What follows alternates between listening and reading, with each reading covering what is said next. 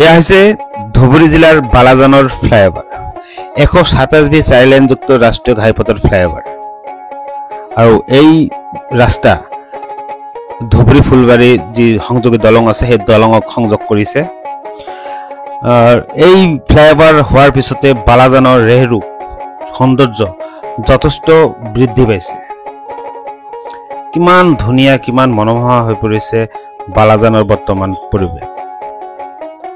আৰু এয়া হৈছে 127 বি 4 লেনযুক্ত নিৰ্মাণ যি ৰাষ্ট্ৰীয় ঘাইপথ আছে সেই ৰাষ্ট্ৰীয় ঘাইপথৰ বালাজানত নিৰ্মাণ কৰা ফ্লাইঅভাৰ।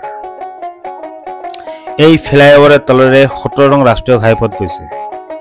আৰু ধুবুৰী জিলা যি বালাজান গৌৰীপুৰৰ বালাজান আছে এই বালাজান কিন্তু বৰ্তমান এই ফ্লাইঅভাৰ হোৱাৰ পিছত যথেষ্ট ধুনীয়া যথেষ্ট আকৰ্ষিত হৈ পৰিছে।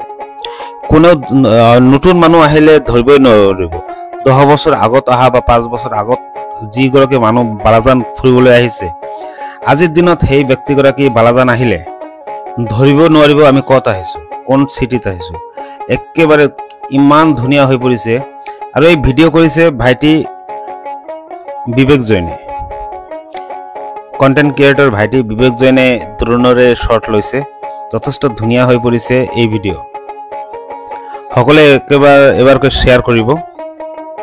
আৰু এই ফ্লাইঅভাৰ হোৱাৰ পিছত কিন্তু বালাজানৰ ৰেহৰূপ একদম পৰিৱৰ্তন হৈ পৰিছে।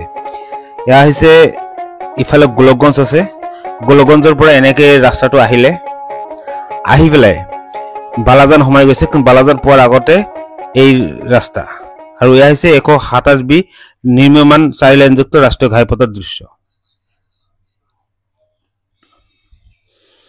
আৰু এয়া হৈছে সেই ফ্লাইঅভাৰ। আৰু এই ফ্লাইঅভাৰৰ তলত ইমান প্ৰাকৃতিক দৃশ্য, যদি ইফালে গছ গছনি খালী ঠাইবোৰত যদি গছ গছনি ৰোৱা হয়